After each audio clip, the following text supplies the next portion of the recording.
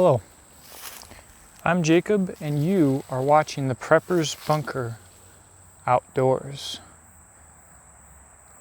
It's been a little while since I've done my bushcraft or adventures or any of that stuff. So I'm out here today to do a little bit on a crisp Kentucky September day. Heat index well over 100 degrees. So what I'm doing here is three things. For one, I want to go check my deer feeder and trail camera.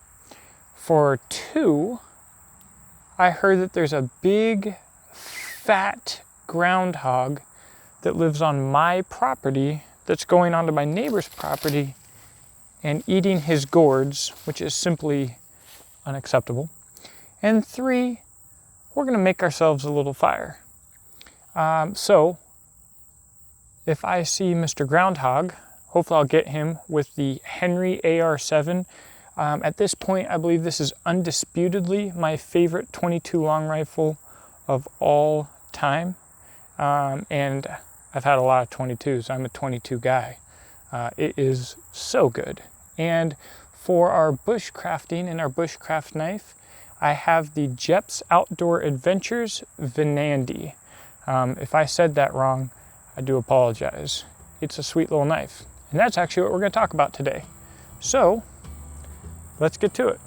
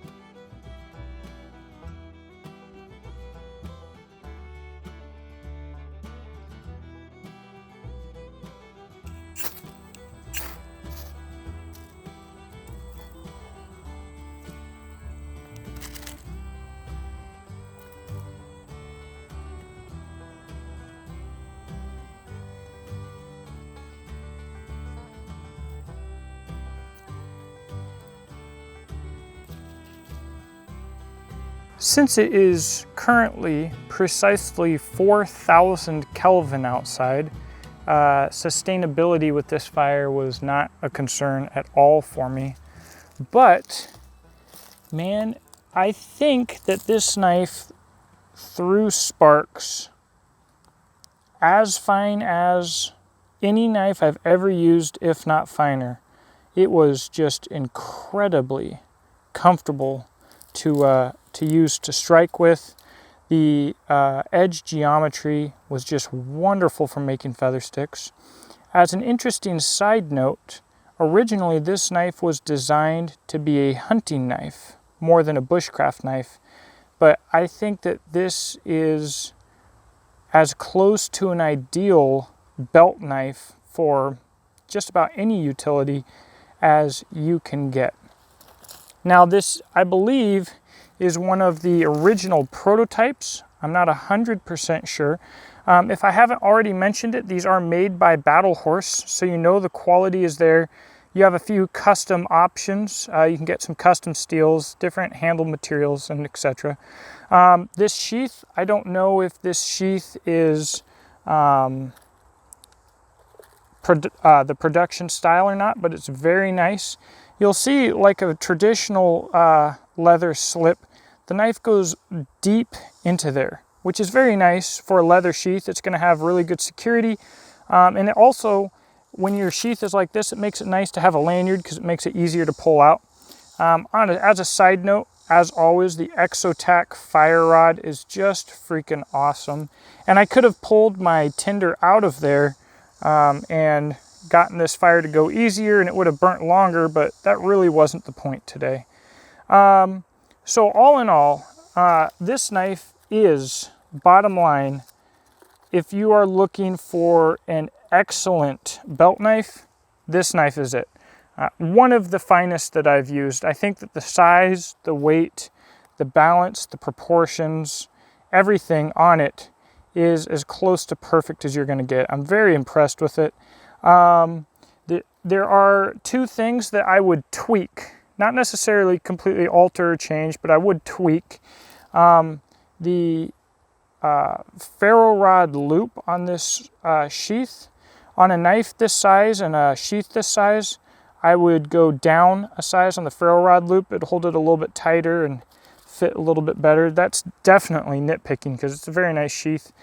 And the pommel, I would just slightly round this a little bit more due to where I hold it in my hand here for long term. I think it'd be a little bit more comfortable if that was slightly more rounded.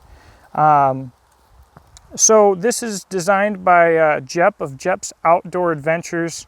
I'm going to put his YouTube channel on the screen below here.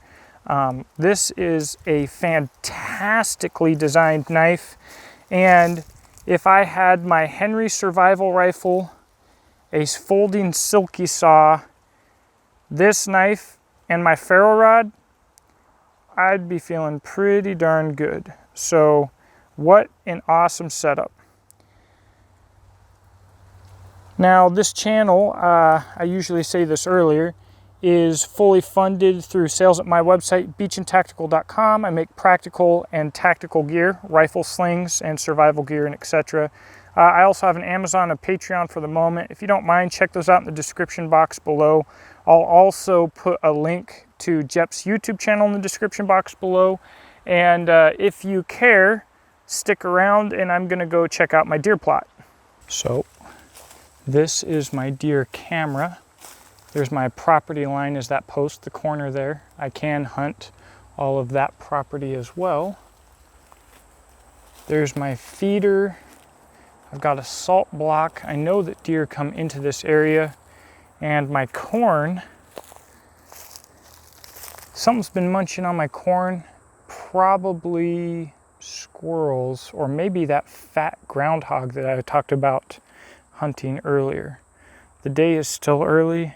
I may get him still. Why am I including this in this knife review video? Once again, this isn't really an adventure. This is a walk into my backyard, but a adventure like this, the Henry AR7, that Venandi, man, I just feel like these things all go together. It is a great little blade. So please check out those things in the description box below. I will be putting up another plot on the opposite side of my property. That one will have a salt lick and pears from my pear tree. I know the deer will like that. So thank you for watching. I hope that you have a blessed day, and I look forward to talking to you in the comment section below. I almost just died. I was just standing right here, and I looked down and I said, oh, that must be the groundhog's home. I'm freaking out now. That must be the groundhog's home. Let's see if I can zoom in so you can see what I'm talking about. And I looked into there, and what did I see, except for what you see? Yellow jackets flying out. I don't know how I'm still alive right now, even standing where I am, but I am getting out of here, and it's time for me to get some wasp spray, because I'm going to be spending too much time over here to be dealing with that.